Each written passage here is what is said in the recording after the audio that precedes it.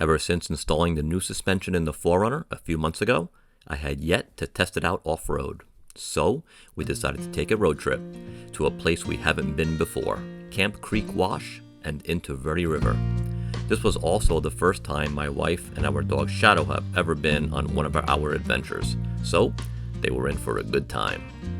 Now, since I'm the responsible one, I make it a habit of stopping by at the trailheads or ranger stations to try to get any information needed on the trails we are about to travel, or if any permits are necessary for any of the activities we are going to do.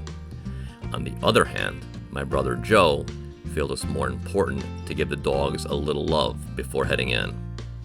Well, I won't give him a hard time about that, because the one thing that a lot of people don't know is that Joe dealt with a life-threatening heart condition a few years back.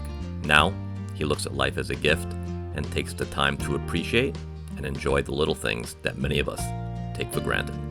It was about 3 miles further down before we came to the wash on the right. While this is an easy off-road trail, this is not where you want to be in the event of an incoming heavy rain or an Arizona monsoon. If you've ever seen those videos of people being rescued from their cars when caught in flash floods, well, Arizona is known for that. When entering the wash, it is actually quite wide and there are several smaller branches on either side. While we decided to stay on the wider one for the most part, my curiosity got the better of me, and I did venture off onto some of the smaller ones. Joe will tell you that it was not intentional and I just took some wrong turns. Well, I may or may not agree with his observation.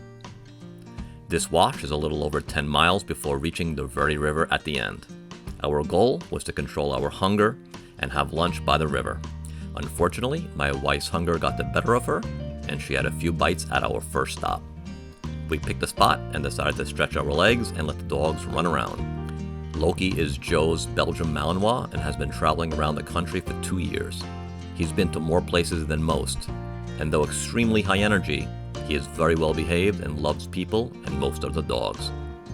Our dog Shadow is not as friendly as Loki. He is highly obedient, but his high prey drive gets the better of him at times. This was Shadow's first time out with us, so I was overly cautious, but he earned some off-leash freedom the next time we go out. We still had about 5 miles to the river, so we let our daughters take the wheels, and Joe and I played around with the cameras and the drone. My daughter Julia has driven the 4Runner off-road once, but only for a brief time. This time, she got to spend quite a bit more time behind the wheel, and by the smile on her face, I would say she enjoyed it, especially sliding around in the loose sand. My wife, on the other hand, wasn't smiling quite as much in the back. Though I couldn't actually see her face, I can tell by the way she was gripping the back of my seat. We took this time to really enjoy the scenery and take it all in before making it to the river.